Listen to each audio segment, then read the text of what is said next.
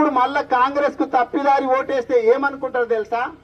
నేను 2000 పెన్షన్ ఇయ్యకపోయినా నాకే వేసిండ్రు, పెన్షన్ 4000 చేయకపోయినా మాకే వేసిండ్రు, తులం బంగారం ఇయ్యకపోయినా మాకే వేసిండ్రు, గర్భవతులు ఉండగా కిట్ ఇస్తుండ్రు, తల్లి పిల్ల మంచిగా ఆరోగ్యంగా ఉండాలని చెప్పి తేనె ఖజర పండ్లు అన్ని ఇస్తుండ్రు. గుర్తున్నదా?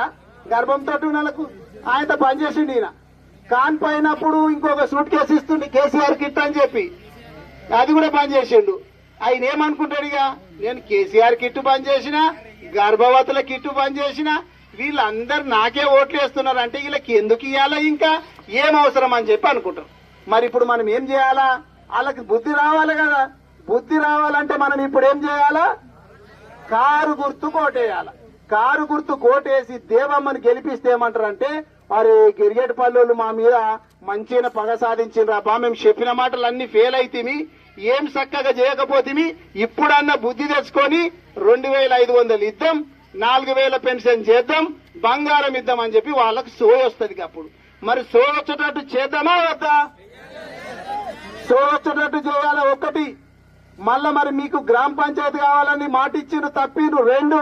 మూడోది మీకు 5 ఎకరాల భూమి వస్తున్నది. 5 ఎకరాల భూమి వస్తుంటే మనం ఓడగొట్టుకుంటామా?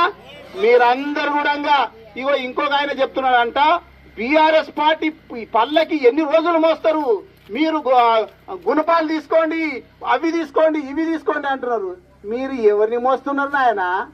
ఏడికొల్లి వచ్చిండి ఈయన. ఇక్కడ మన నియోజకవర్గమా, మన జిల్లానా, మన రాష్ట్రమా? ఎక్కడో కర్ణాటకకి వెళ్ళి వచ్చి తాండూరులో సెటిల్ అయిపోయి మరపల్లికి వెళ్ళి వికారాబాద్ వచ్చి ఉంటే గాయనను మోస్తున్నటువంటి మీ పల్లకి ఎందుకు నాన్న ఇంకా తిప్పుడు? గాలి పల్లకి మోసుడు అవసరమా?